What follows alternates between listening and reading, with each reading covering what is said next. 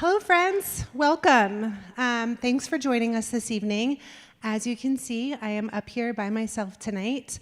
For those of you who do not know me, my name is Carrie, and I'm the Associate Executive Director here. Ryan is joining us from Chicago tonight. He and Shiloh, I think we have a picture of them. They are celebrating with Seth and his team out in Chicago. They are watching online, so thanks for joining us tonight. And anyone else joining us tonight from online, wherever you're joining, we're glad you're here. For those of you who are new, we're a community for addicts, loved one of addicts, and spiritual refugees. Together we break the silence of addiction while creating space for healing, recovery, and personal or spiritual connection. And there's always one thing that we don't do here, and I would love for you to help me celebrate it by shouting out those 4 words, and you can learn them really, really quickly because they will be up on your screen. But on the count of 3, 1, 2, 3, we don't do shame. But we do lots of other amazing things here. So if you are new, we're glad you're here. We would love to connect with you after service. You can either see Kai or Candace. Please raise your hands. They are our volunteers tonight, and they can get you hooked up with one of our welcome bags. Inside the welcome bags, you'll find some fresh roasted Wagon coffee from the extraordinary Tammy Kennedy and her team at Wagon Coffee, as well as some free swag and a meeting schedule. If you flip over that meeting schedule, you'll find a QR code. That QR code will get you hooked up to all the different things that we do here, all the meetings we have. You can sign up for our newsletter there to find out who our guest storyteller is each week. As well as any other events. So for example, we have Sober Open Mic. We do this every other month. We partner with the Phoenix, and it is sponsored by Colorado Artists in Recovery and the Hornbuckle Foundation. It will be this in July on the 23rd from 6:30 to 8:30. You can scan that QR code or go to our website to register to perform or to sign up just to attend. And one other thing, this is not on the website, but some of you were here I think it was last week. No, last week was Rest Week, right? So 2 weeks ago, when we did the home team volunteer gathering, and we're going to do a book focus, which on the Heart-Led Leader. His name is Thomas Spalding. But if you were not at the home team volunteer event and you want to get more connected and you want to get more involved, we're doing a 4-week book study. Those who were at that event got registered, or they sent an email. But if you are still interested and you weren't able to attend that, you can always email me at carrie@freerecoverycommunity.com. But I think that is all I have for you right now. And the way we get started is we always start with celebrations. We lift up the good, anything that's going on in your life, whether it's a new car, new job, new relationship, anything is worth celebrating here. We take 3 minutes. I have asked Jessica, and I think Jerome is going to take this microphone. And just raise up your hands, and then also if you're online, you can drop your celebrations in the comments, but these 3 minutes are yours. Hi, my name's Simone. There's been a lot of heartaches that I've shared lately, but I also want to share that I started my new job on Tuesday, and we moved into a new home a couple of weeks ago, and I'm finally feeling a little bit settled, so yay me! Hi, my name is Candace, and I got sober about 72 days ago, and I was facing some legal issues, and I went to court on Friday, and by the grace of God, because I'm standing in my truth today and I'm sober, I'm this close of getting dismissed all charges, so everything came out that I was in the right and they were in the wrong, so everything's working out for me, and I'm still sober, so yay. I'm Liz, and tomorrow I'm moving into a house that I own.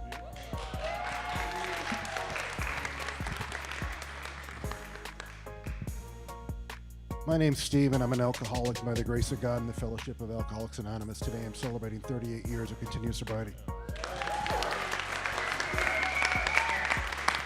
I gotta get started. My name's David. I'm an alcoholic, and on June 26th, I celebrated 16 years of sobriety.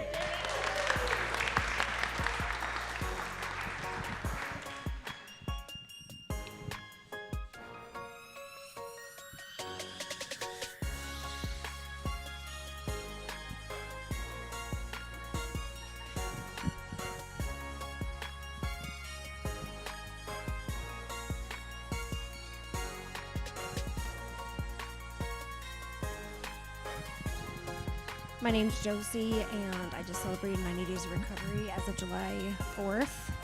And by the grace of God and the goodness of God in my heart, my marriage is being fixed. So.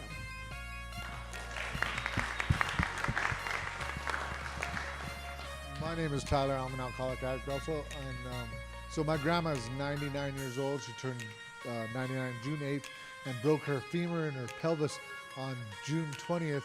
Didn't do well coming out of anesthesia, but she's rocking it today.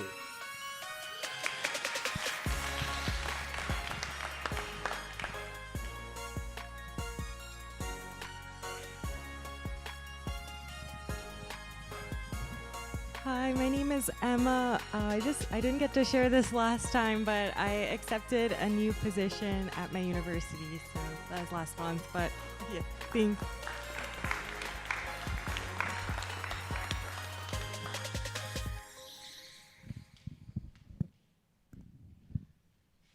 And we may not have Ryan tonight, but we still have the extraordinary Tammy Kennedy. So would you mind joining me up here for the celebrations, Tammy?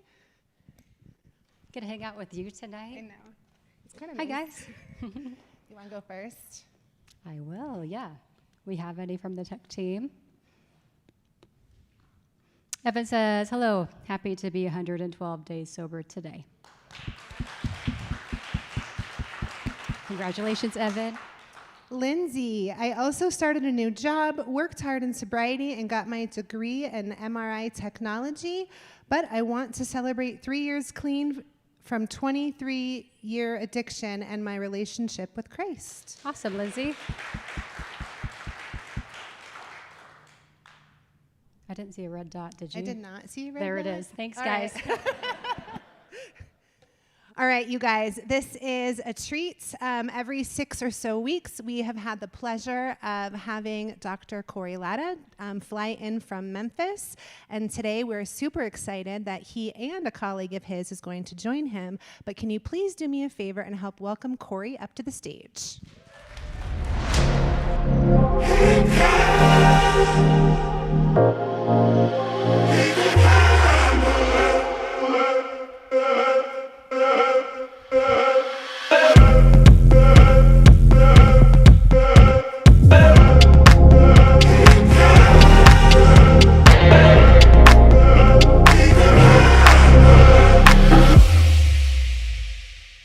How's it going?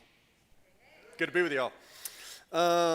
Always glad to be here. Always glad to talk about things that I struggle with. I've sort of started to see and approach my time here as it just works out this way, as dealing with something or facing something I struggle with, and then just sharing with you guys what I tend to suck at.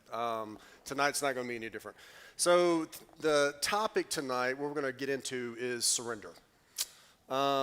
I've sort of titled this, Can We Hold the Pose Long Enough to Receive the Gift? I was doing yoga teacher training, and some yoga instructor, I think it's a Sanskrit word or phrase that translates into that. There's probably yogis in the room who could correct me on that.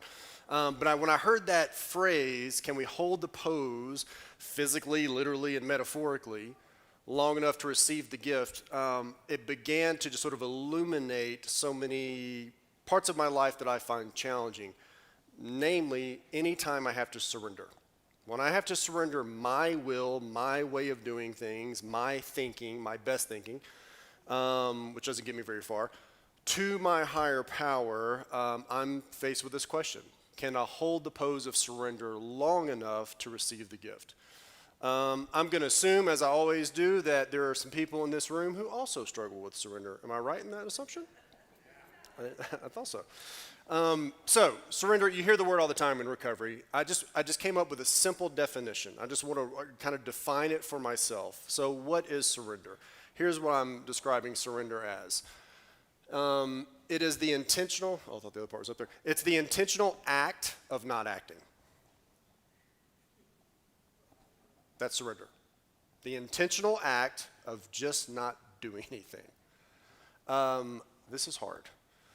There's a passage I want to get at this topic through, and it's one of my favorite passages in Scripture. I go back to this passage. I think preachers and speakers say this all the time. This is my favorite passage. I go back to this all the time. This really is the one I go back to all the time.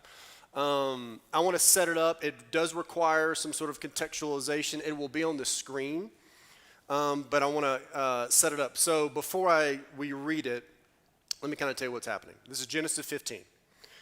This is known as the Abrahamic covenant. Abraham, who is the father of the Jewish people and the father of many nations, he's a pagan and an idolater and a polytheist, and all of a sudden he meets this God, the one true God, we're told, and the God that we see in the Bible, the God that many of us proclaim, faith in. He meets this God that he has no familiarity with or relationship with, and this God says, I want you to leave your family.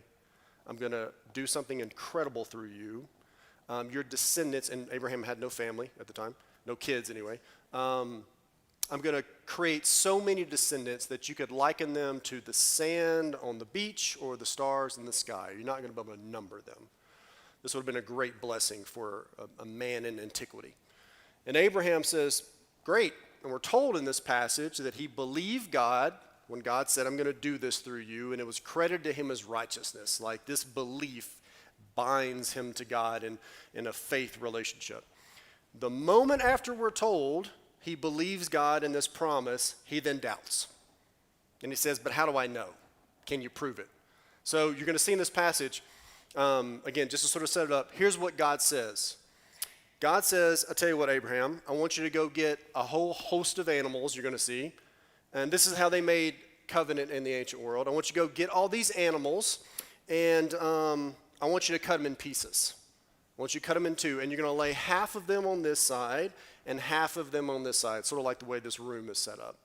And what you do in the ancient world, if you and I were going to go enter into a covenant with one another, if we were going to go into some sort of business transaction with one another, or like a marital contract or something like that, we would, it would be a bloody affair. We would take animals, slaughter them, cut them in half, make a passageway or an aisle, and we would sort of lock arms, and we would pass through these animal pieces together, symbolically saying, let me be as these slaughtered animals if I break the covenant. It's a binding, the most binding relationship in the ancient world. Okay, that's the context. So let's read the passage, just so you can see it. Then the word of the Lord came to him, this man will not be your heir, but a son who is your own flesh and blood will be your heir. So this is God talking to Abraham, saying you're going to have a promised son.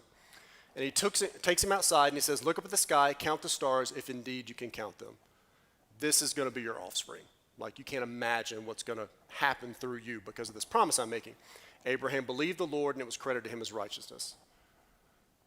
He also said, I am the Lord who brought you out of Ur of the Chaldeans. This is where Abraham's from, to give you this land, to take possession of it. And then we see Abraham doubt, right? Sovereign Lord, how am I going to know? Like, I hear you.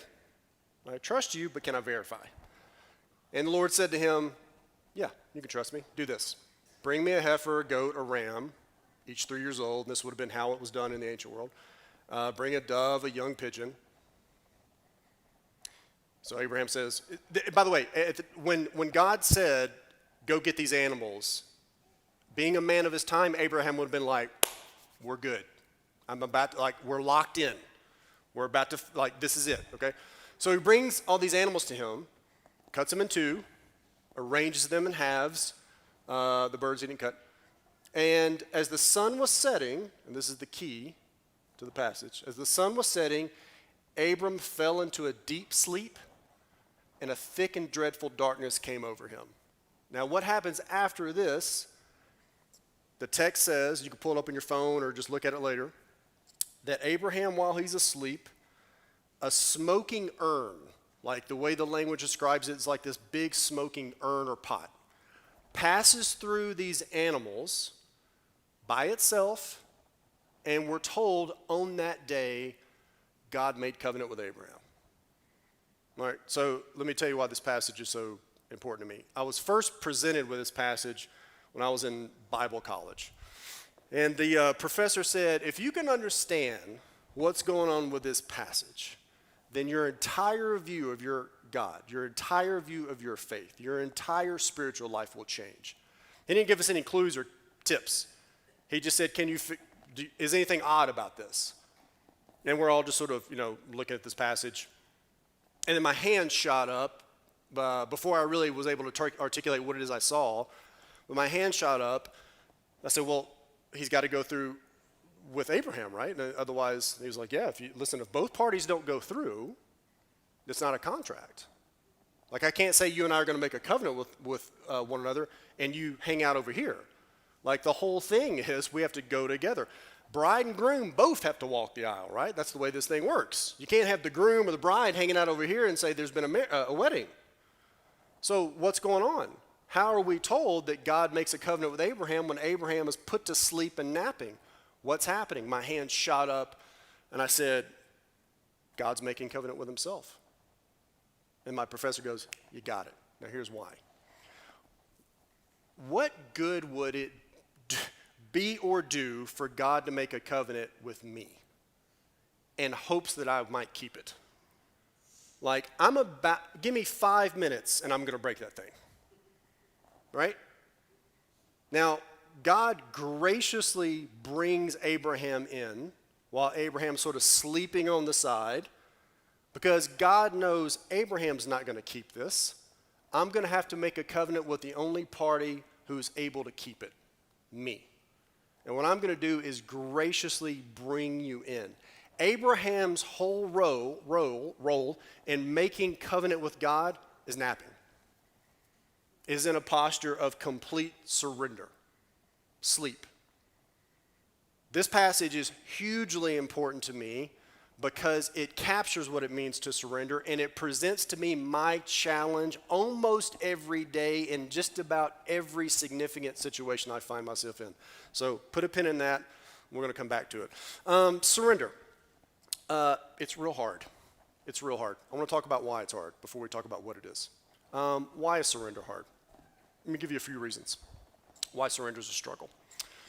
Some of you know that what I do day to day is I'm a therapist. I work with people all the time on their trauma and their stories and how that trauma sort of plays itself out in life.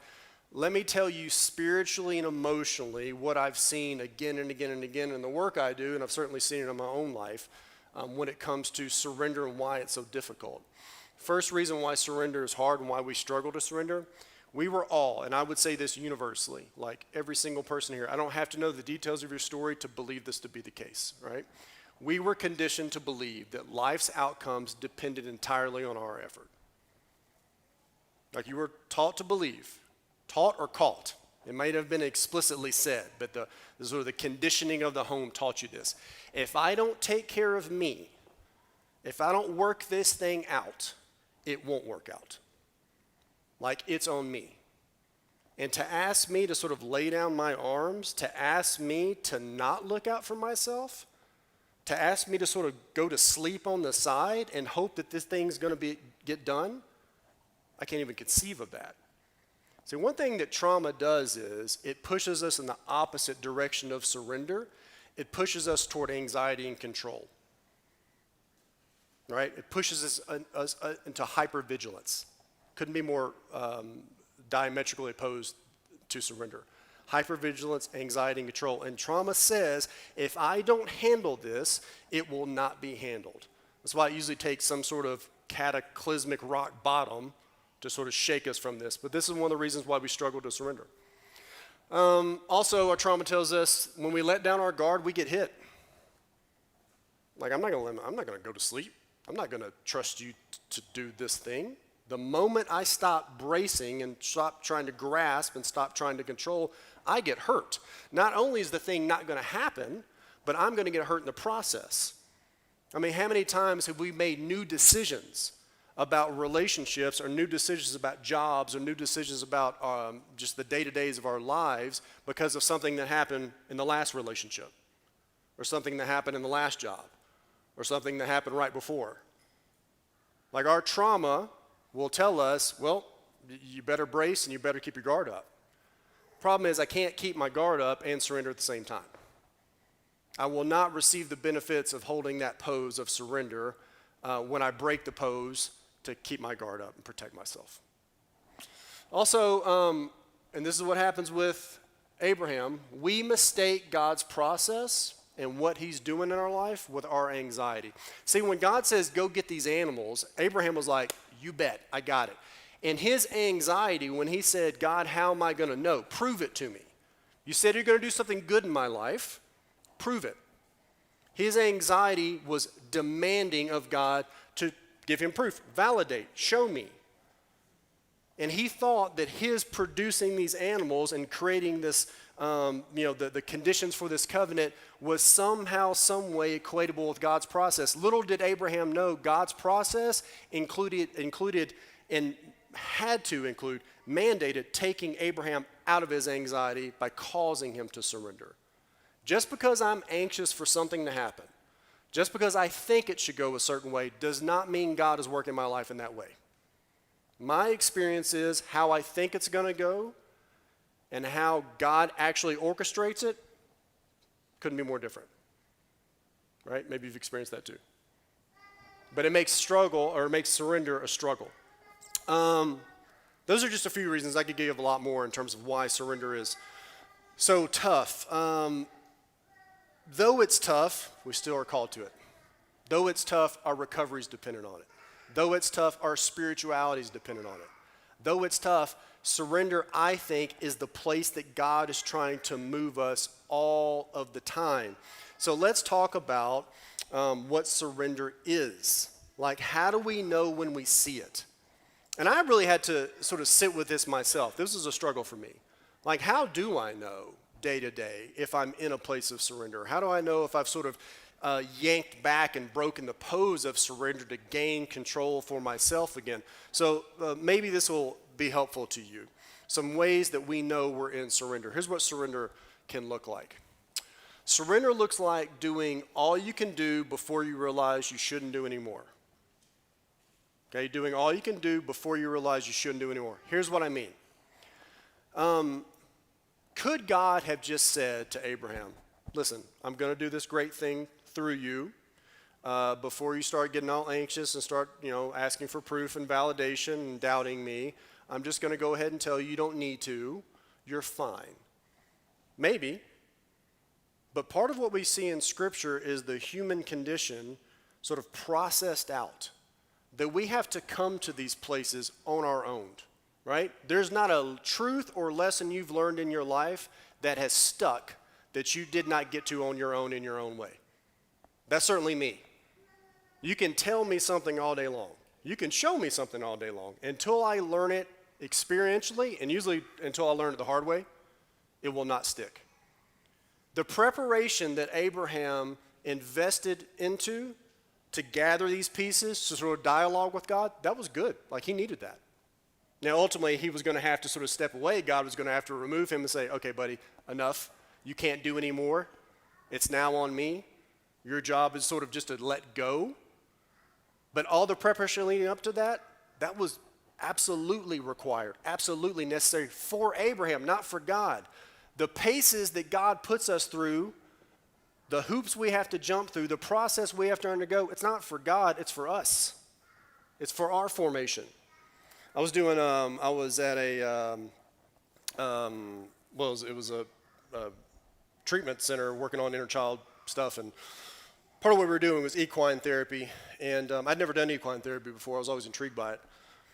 So, we're out with these horses, these beautiful horses, and they just were taking us through a process that I did not understand. I mean, as we were going through these exercises, the equine therapist was talking us through, and almost every time I was like, I don't get this at all. One of the exercises that I needed to go through, the process I needed to go through to come to this conclusion was we had these, lead ropes of maybe 6-7 feet, and the exercise was to pull the horse, like just sort of, gently walk, holding the lead rope, but tell the horse to stop So we would kind of walk a few steps, stop, holding the rope, and then the horse would just keep going, and our job was to say, whoa, or stop. So I would grab the rope, and I would walk a little bit, and then the horse would just sort of follow me, and I would turn around, and this big, massive animal would just would nudge right into me. And I would go, whoa, buddy, whoa, stop, stop. He just would keep going. I did this 3 or 4 times. This therapist, and this is one of those moments of my life that it was so simple and so clear, and I burst into tears. I mean, I was there for a reason. I was in some pain in my life, right? Crumbled into tears in the middle of this effing horse arena in front of everybody when she said this. So I kept pulling. She came over my shoulder and she said, just drop the rope. Just drop the rope. So I dropped the rope, the horse stopped. And then she goes, I think you need to drop the rope in other areas of your life too, don't you? And I was like, what? I mean, undone. But just drop the rope. That's surrender. But I needed to go through the process. I needed to do can you put that slide back up there?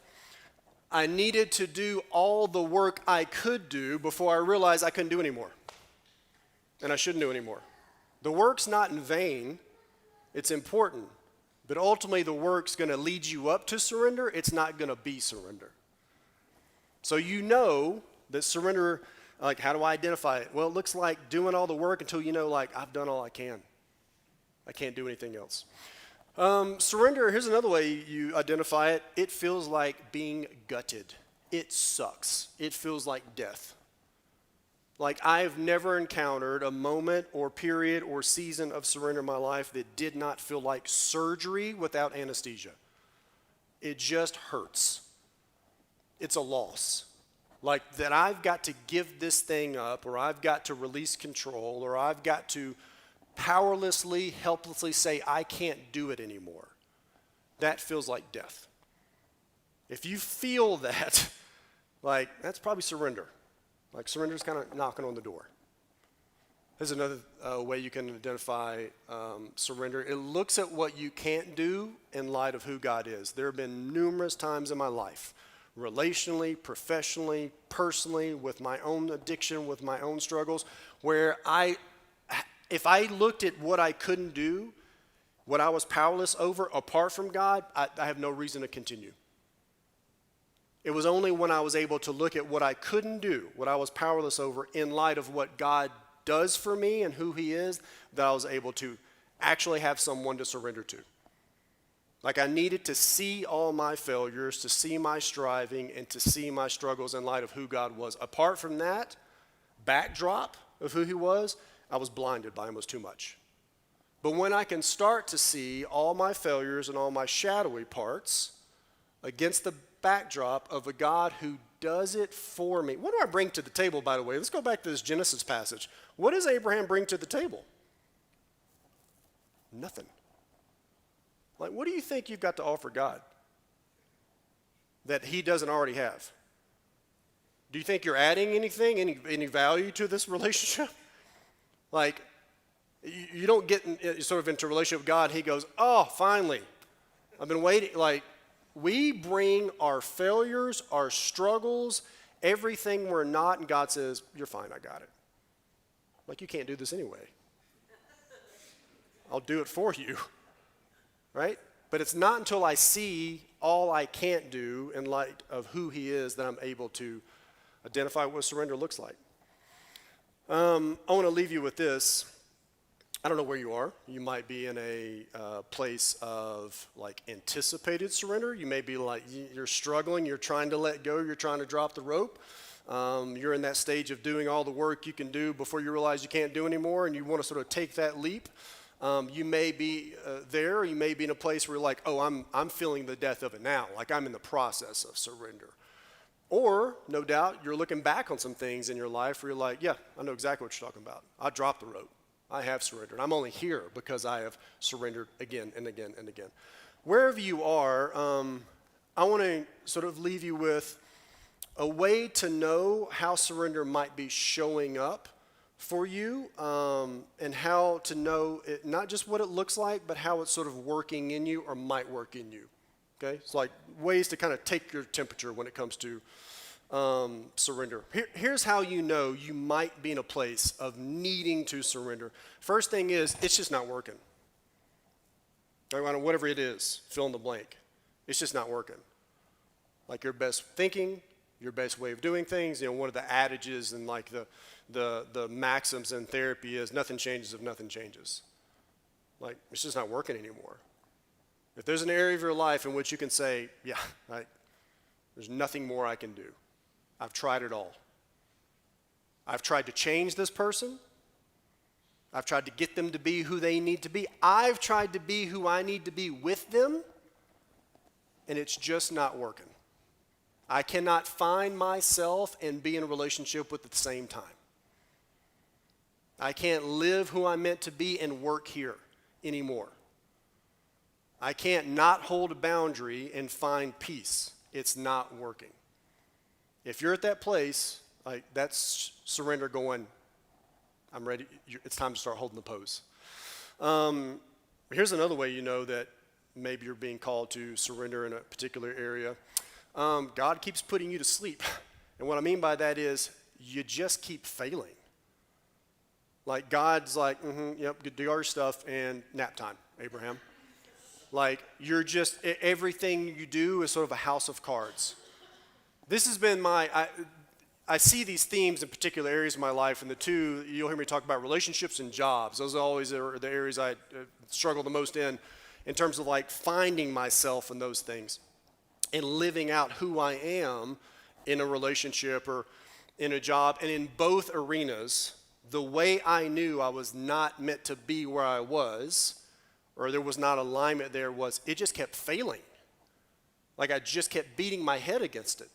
Didn't matter how badly I wanted it. Didn't matter how I had to like contort myself to fit into that role or to fit into that relationship. It just kept, it was a house of cards.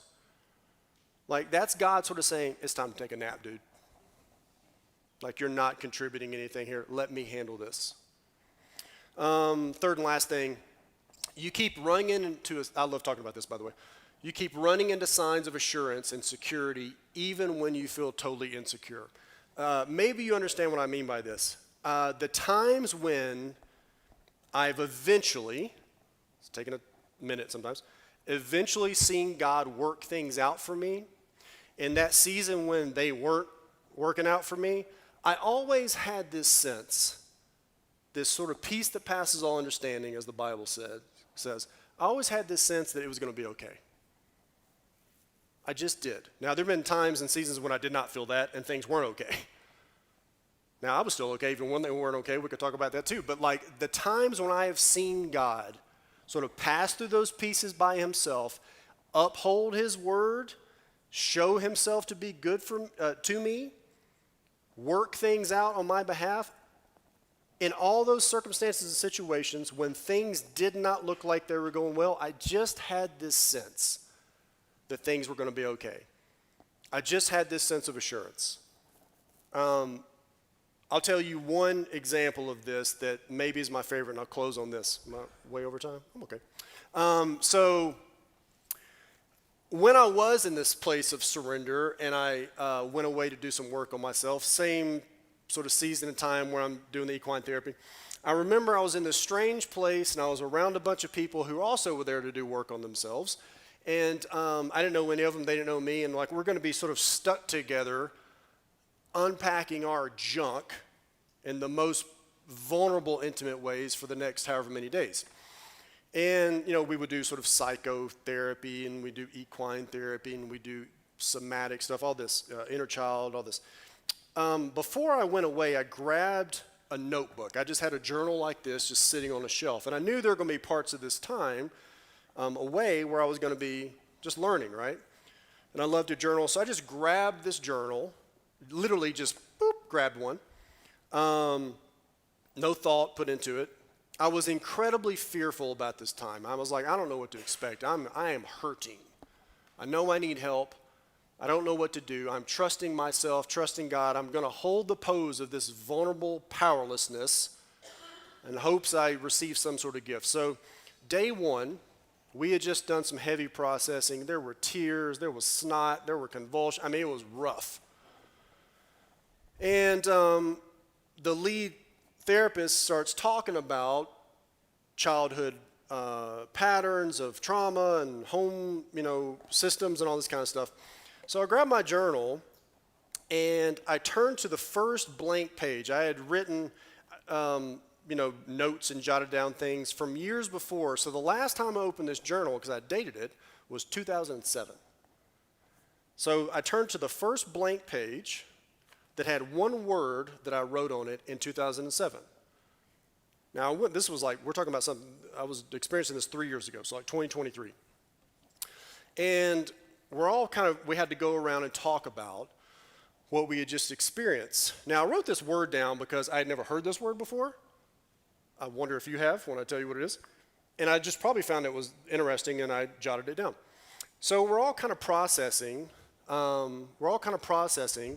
this time together, and one of the guys, as we're going around, says, man, he's crying, and gosh, she just expressed so much pain, and I can't believe how vulnerable you were.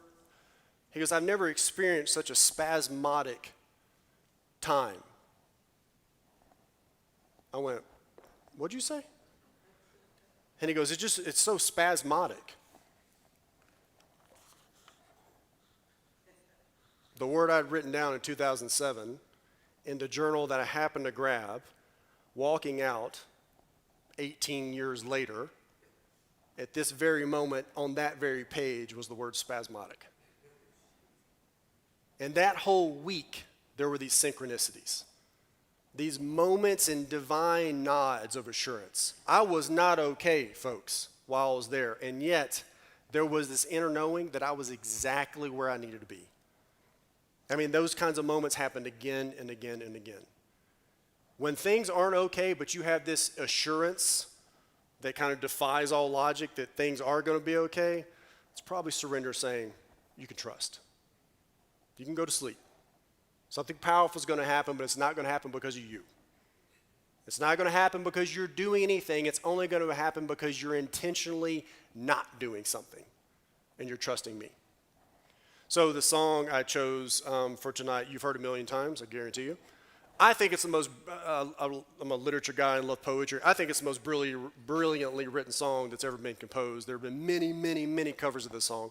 But what I love about this song is it captures the struggle between a life falling apart, like the tension of a life falling apart, a beautiful life that is just fraught with terrible decisions. You could even say addiction on one side, and on the other side, a chorus that just is one word that is repeated again and again and again and again and again that I think is synonymous with surrender. It's one word you hear again and again and again that just sort of says, it's actually okay. It's not okay because of all this crap happening. It's okay because of the God who's got the crap. Thank you.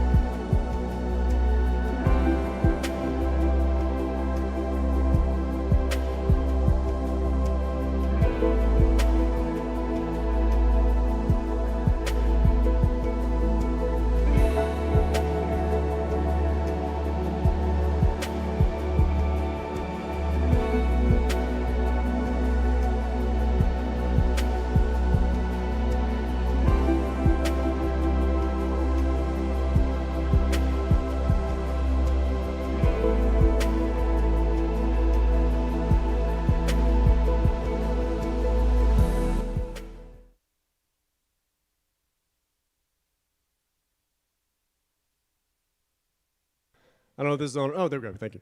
I get the distinct honor of interviewing our guest storyteller for the night. She came with me all the way from Memphis. Samantha Brown has, to me, one of the most powerful stories, no doubt you'll feel the same, that I've ever come across. She's become a friend. She's also a colleague of mine at Thistle and Bee, which you'll hear more about. She's the program director there, so I want to welcome up, and I'd like for you to welcome her too, Samantha Brown.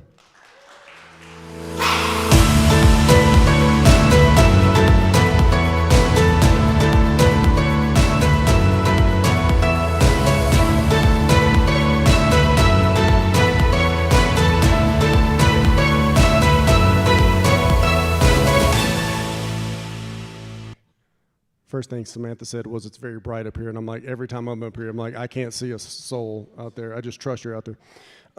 Samantha, we're going to get into the trauma and the addiction and the life you found yourself in. But first, I just want to start with childhood. Like, talk to us about what your upbringing was like and sort of the story that led up to those darker periods. Okay, so I grew up in Indiana, mom and dad. Definitely didn't see like a lot of love in the house. In fact, that was kind of taboo and foreign to like give hugs, say I love you whenever we're leaving. So that definitely played like an impact in the future for me. And then also my mom really like catered to everything for my dad. So that, in very unhealthy ways, which I did not know back then. They divorced right before I went into middle school, and we moved to Tennessee, me and my mom. And that is when my life really took a change. Say more about that. Like, what was introduced in your life around that time? So when we came down to Tennessee, I didn't know that family that my mom had down here. She had 3 sisters and they had some kids. So that was new. And I really just never felt a part of. Like, it was really hard for me to transition into being a family member with them. And then my mom took the divorce pretty hard. She started partying a lot, which like was totally different than her personality that I'd always known. Like, so I could see things happening, but I was in denial. My family there would tell me like, your mom's not showing up. Like, one huge thing was she'd be gone all weekend. I'd get up Sunday morning. We always went to church, and I'd be like, she's gonna show. Even though repetitively she's shown me many weekends she's not gonna show, and they're like, she's not coming. She's not coming. When she would, like, she'd smell like smoke, and she's like, oh, there's people around me smoke. I'm like, I believe it. I believe it. That's crazy. Like, this is, and I can't wait till next Sunday because we're gonna go, and you know, like, so that really, it really made like, it really kind of made my heart kind of cold.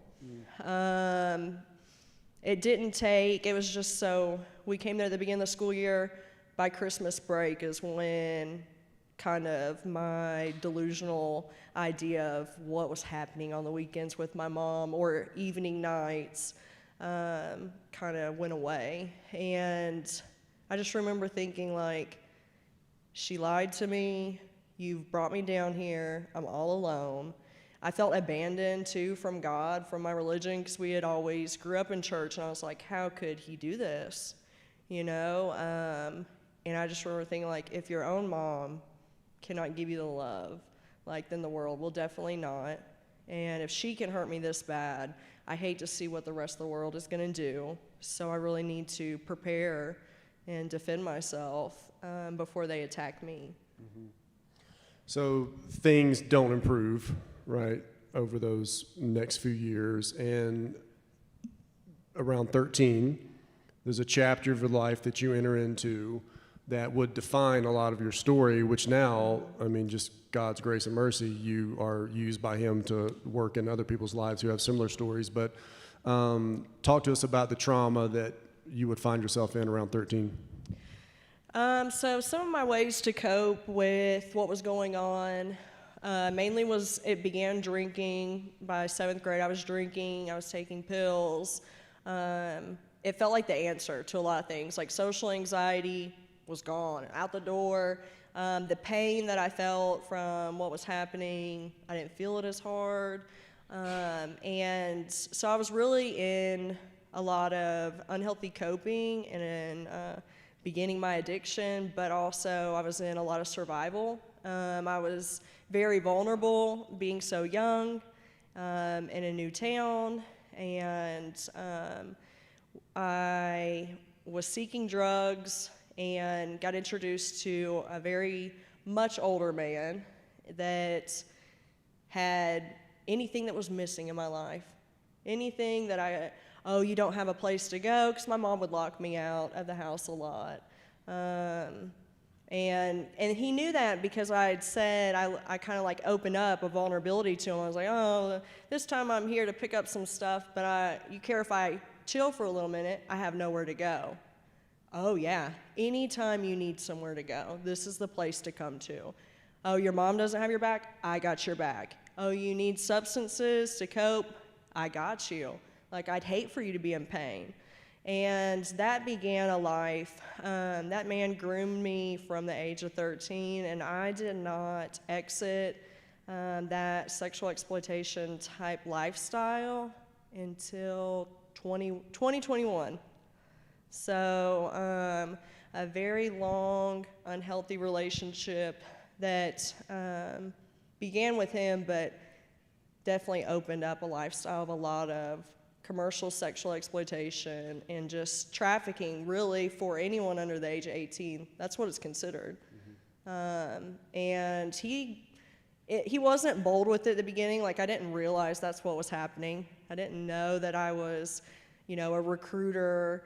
I didn't realize when I was getting introduced to other people that, I was pretty much doing them a service and really hurting myself and a lot of other people.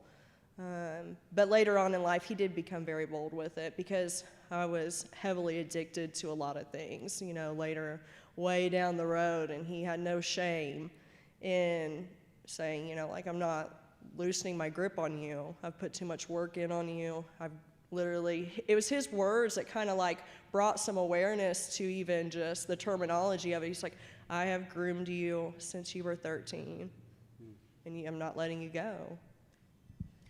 And then as you're groomed by him and as you sort of continued in that world of sex trafficking and exploitation, your dependency on drugs and alcohol only worsened as well, right? Like, that's when your addiction over those next few years has really deepened. Oh yeah, it most certainly intensified. Like, it's kind of a spiral. To do that type of lifestyle, to do the criminal activity, the sexual activity, whatever it was, to really be able to do that, to sleep after, to sit in that, to really try to erase it from my memory a lot of the times, was as much usage as possible.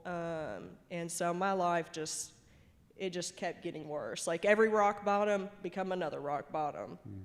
And I kind of welcomed them because, like, I thought that was the answer. Like, it's over. I just need to be out of my mind as much as possible. So. Talk about rock bottoms. Like, what were some of those rock bottoms that eventually would lead to you sort of coming to yourself and realizing, I've got to do something different here?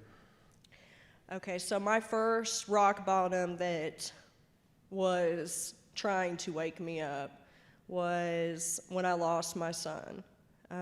He was 5 years old, and it shook me to my core.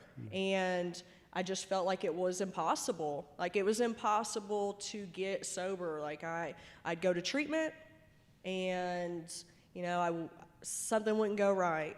And then I'd go to the homeless shelter. Something else wouldn't go right. And sometimes, it really kind of blew my mind. I would come to the people, either I'd relapsed or I was in the sexual exploitive lifestyle. I would approach the leaderships or staff at these organizations and let them know, hey, I've relapsed, or hey, I'm really in an unhealthy situation, and that's how I've been paying y'all's rent. That's how I've been able to get by. And 2 times in particular that immediately come to mind, like, I just got kicked out, for being honest. And really, it was just like, I didn't know other ways, and especially that early in trying a new lifestyle, and the really like lack of belief that I had that I could get sober. It was just like, it reinforced like, it is impossible. You can't do this. And the dude that grew me, every time that I got kicked out of anywhere, he made sure he was the one that showed up. Right. And that was a reinforcement verbally to me of like, I told you, like, they don't understand you. You know, you can't do this without me. But that is when I started the rock bottom that kind of forced me to start constantly, either I was constantly seeking treatment or I was constantly in jail. And every time I go to jail, I'm like, all right, 6 months. I've got 6 months where I haven't used. I am not, like, I'm not going to drink because I know that's going to, and I'm telling you, they let me out. They let you out in my town at midnight. I would stop at the Dodge store to get, this one time in particular, I stopped to get a pack of cigarettes and a Mountain Dew. There's a drug dealer that I know from Nashville in our rural little town, and he's like, oh my God, I'm so glad you're out here. I totally know what it's like. Here's some money, here's some drugs. I was like, and I could not, and I'm telling you, that was the time when I thought for sure, I was like, I've got a good amount of time, and I can do this now. Like, I'm gonna get my son back. I couldn't imagine going back to, especially like meth. Like, that was the thing that tore me and my son apart. And that's exactly what I accepted that night. And it was just so crazy. It was like, oh my gosh, 30 minutes ago, I didn't think that, you know, and so it just made me feel powerless and just the lack of belief that a different way of life was possible. So those rock bottoms would culminate, you would eventually find yourself in Thistle and Bee, which I want you to talk about here in a second, but before Thistle and Bee, it would culminate in not just 6 months in jail, but almost 4 years in prison, which I kind of welcomed. Every time I went to jail, it was much safer. Like, I could sleep and not have to, like, you know, sleep weird and worry if somebody's gonna either like rob me, take what little I had, or like, you know, attack me, sexually exploit me, whatever it may be. Like, I'd go to jail and I'm like, all right, hot water, pretty safe, I can sleep, food. The thing that sucked is I knew what happened when I walked out the door. I'd done it a million times. So it was the lady at the gate. So you get sorted out in Nashville, and you know, they try and come at you at the beginning like all hard and stuff. And I don't know what you're so smiling about. I don't know what you're so happy about. It's like, I said, honey, you don't know where I'm coming from. Like, I am, because it just felt like, okay, something's different. This time is different. I'm out of that town. I'm gonna exit out of a different door, and maybe this will be a different life. I continued for a while I was in prison to do the same thing because it's really all I knew. As soon as I got there, it was like, even though I wanted a new lifestyle, like, the people I'm seeking out for like security, it's the same people I would have seeked out in the streets. And so I had a hard way the first 2 years of prison. I got kicked out of the largest prison in Tennessee for drug use, which I thought was wild. I was like, I thought this is what I'm supposed to do. That's what the TV shows always show. Like, I just, but I really needed that moment because although I didn't quite understand, you know, what was going on, the higher level of security, the constantly being watched in a room, they sent me to a prison where I didn't have a cell anymore.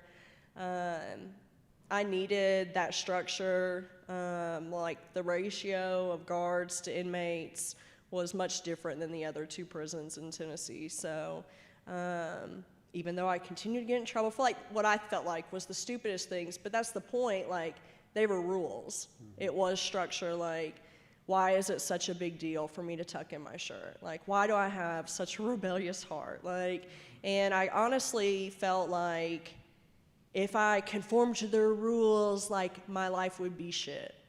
And honestly, the more I started to just be like, it is what it is, and accept it, the turmoil that was inside of me most of my life started, like the level started to turn down. And I really started to embrace the structure, the routine, which I had never done. I was like one of those people like, don't tell me a time.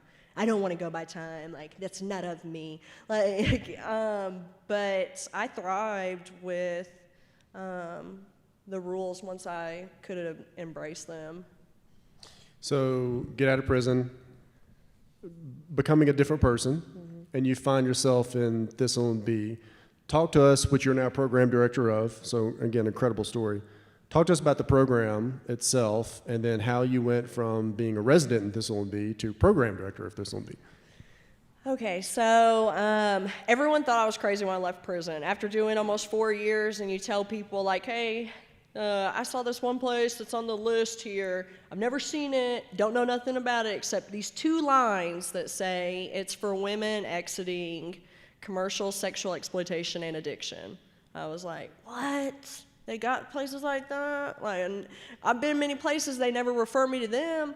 And so that in itself really was awesome for me, but also the line said it's a 2-year program.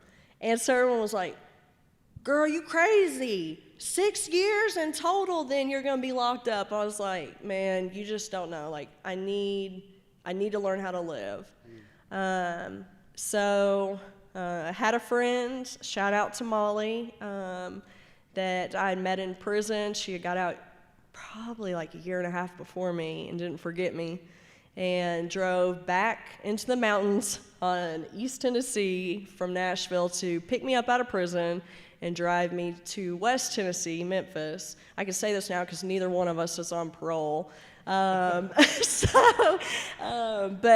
she believed in me and this program before I really knew what was in store, if I could believe in myself. But the program itself, it's a peer-led model, which means like it's not 24/7 staffed. It doesn't feel institutionalized. It's a huge home. And what was crazy, it was in a nice area. I've been in home settings for treatment, but usually I was like in areas that kind of like made me want to go to the barbecue down the way that everybody's getting drunk and it's just wild. But this place was like super nice. I'd love to tell you where it was, but it's a safe house. So, but the location just blew my mind. I was like, I can't believe they let us live here. And all types of therapeutic services, life skill groups. They help me with budgeting. The program also, we will, so it's a holistic program, meaning we want people to focus on not just their recovery, not just their mental health, but their like overall wellness goals, their physical health, dental, vision. And so we have community partners that provide those services. And then if you do need dental assistance, which I did, they'll match half of the amount, which was amazing. At the end, upon graduation, if I saved up to $1,200, they'd match me. And so that was cool. I was like, I'm not leaving. Like, there'd be times whenever I get a little irritated, like, oh, I can't go out. I'm like, I'm getting that money. I've stayed too long. Like, when people would leave, I'm like, you crazy. I'm getting that $1,200. Like, but now we even have more community partners where, so I received a vehicle. At that time, they weren't a partner of us, but Mid-South Hope Garage is now their own nonprofit and a partner of ours. So women in the program receive a vehicle before graduation. We have another partner that helps furnish homes or really a lot of financial needs that anyone might need transitioning out. So it really is just a huge blessing. It feels like hitting the lottery because it's a free program the whole time. Like, they never asked me to pay rent. They didn't ask me to do no shady stuff either. Like, they weren't weird. Like, and that's what I kind of thought too. I was like, oh yeah, I've been to a homeless shelter like this before. Like, but it wasn't. And I learned really, and I'm still am, like, with the people that's around, the staff, the volunteers, that community, like, they continue to teach me what love is and how to, like, not just love myself, but to love others. And while I was there, I started going to school, which I dropped out in the 9th grade, so that was huge. I was like, I want to try this. And I was supposed to only be a certified substance abuse counselor, and my boss ended up quitting after I graduated, the director there, and I was like, all right, well, what we gonna do, y'all? Like, I'm gonna be the drug and alcohol counselor, and they're like, yeah, we're gonna find somebody, but I'm taking all these, I'm not gonna let this program, like, not one thing fall off. I was like, no, it's too beautiful, like, I don't care, these girls, they needed everything that has been offered the entire time. And so eventually, I ended up becoming program manager. I've been going to school this entire time. It's like I don't take breaks. I did the certified substance abuse counseling certificate, started my associates, went straight into bachelor's. I don't take a break on summer, nothing. I think I've even done some cramming in winter semesters. 'Cause of course, I want what I want it now. Yeah, so program manager, and now last year program director. And really, here's one thing that stood out to me. As much as I loved Thistle and Bee, just like anywhere it had its moments where I was like, I wish this was different, or I didn't really like how that went. But one of our goals is to be survivor-led and survivor-run, and it was so brand new. It wasn't run by a survivor, and it didn't have any survivors, or at that time, anyone in recovery working there. And I was like, I'm gonna stay. They need that, and it deserves that, and the women that come to this program deserve that. And I plan on being a voice there, probably till the end. Like, if I don't keep my role or anything, like, you best believe I'll be an advocate or on the board, something. Like, I want a voice in what's happening, and I want others to. And that's the main thing. I want more women that are survivors, that have the lived experience, continuing to have a voice. Absolutely. Sam, we're out of time, but thanks so much for sharing your story. Help me thank Sam. Yay! Thank y'all.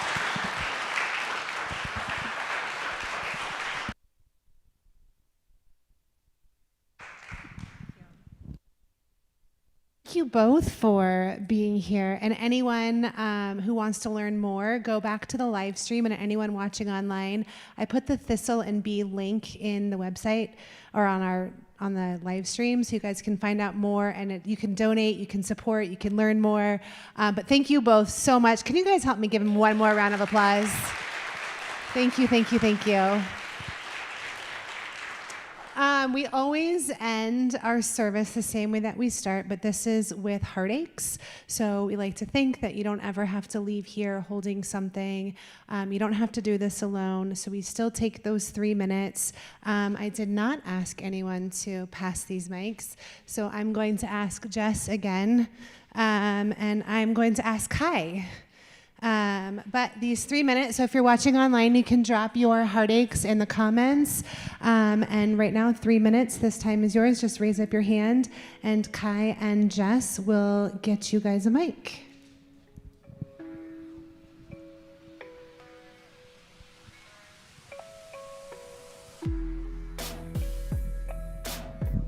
Hi, I'm Liz. My dad's having a little heart procedure on the 18th, so just if we could send up some prayers for Big Mike, that he gets his heart ticker working all good again.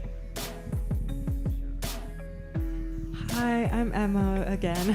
I do have a heartache I want to share in terms of my brother who is an addict, Daniel. I shared in the past that he's missing. He's still missing, and we called the Jacksonville police, but because he's unhoused, we have to wait 6 months to file a report. So I'm praying for his safety and for my surrender. Hello. So I definitely am requesting prayer for a heartache that I have been experiencing for a while now and still am.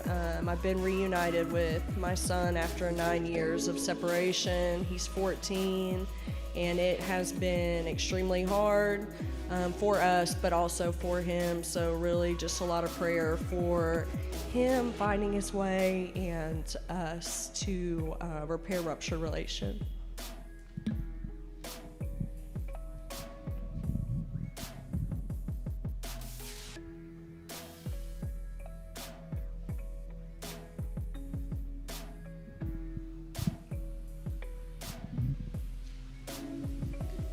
Hi, my name's Kavita. I just found out that my cousin passed away about 3 hours ago.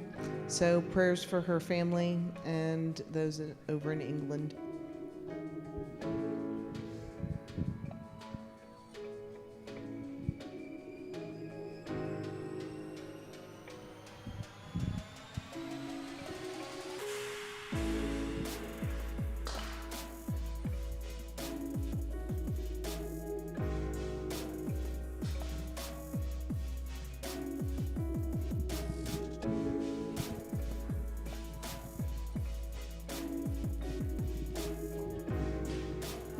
Me?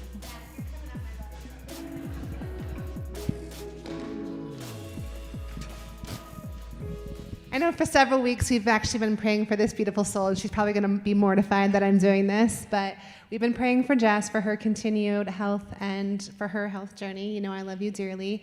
I would also like to do a quick prayer for Jerome and his family. He had to leave service pretty quickly for a family emergency, so if we can all just keep Jerome and his entire family. But my friend, do you want to go first and read one? Have you ever done this before?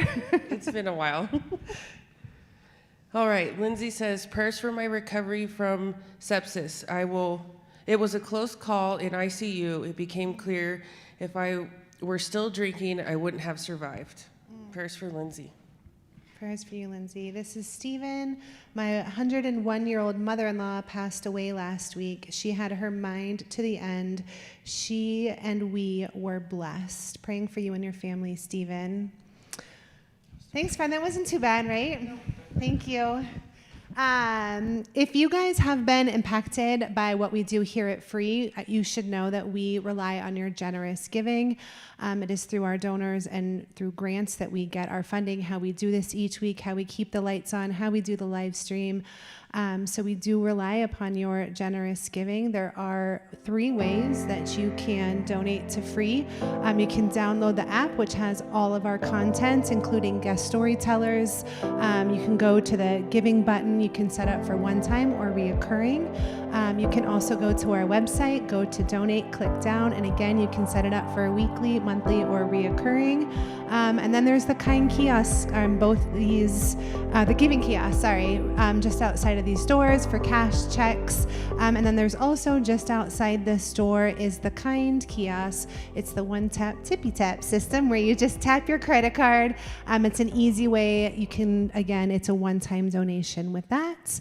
But thank you all. And what Ryan really does says, and he really does mean it, that we do, like, even if you don't give here, giving does change you. So even if it's a small practice of buying someone a cup of coffee, do some sort of small act of kindness for someone. And of course, we want and need, your generous giving. And there's also Thistle and Bee, which we talked about today, which on her website, you can also go to the donate button. So thank you again.